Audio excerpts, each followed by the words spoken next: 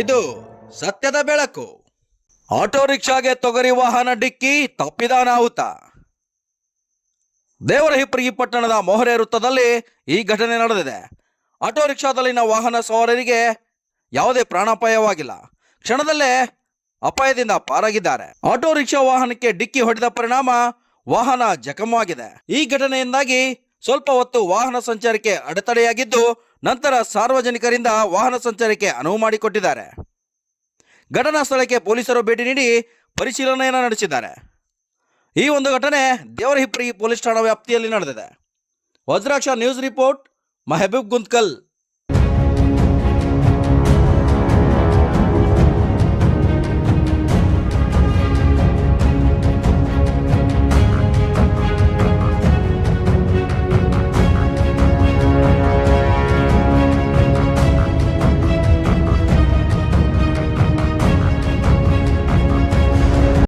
ಯಾವ ರೀತಿ ಘಟನೆ ಐತ್ರಿ ಇದು?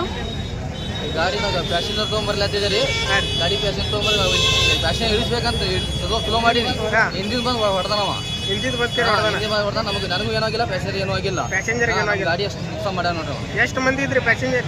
ಇಬ್ಬರು, ಒಂದು ಹೆಣ್ಮಗಳು, 2 ಕೂಸಿದ್ರು ಸಣ್ಣ. ಯಾರಿಗೇನೂ ಆಗಿಲ್ಲ? ಯಾರಿಗೇನೂ ಆಗಿಲ್ಲ. ನಿಮ್ಮ ಹೆಸರೇನ್ರಿ? ನನ್ನ ಹೆಸರು ಅಬ್ದುಲ್ ಅಜೀಜ್.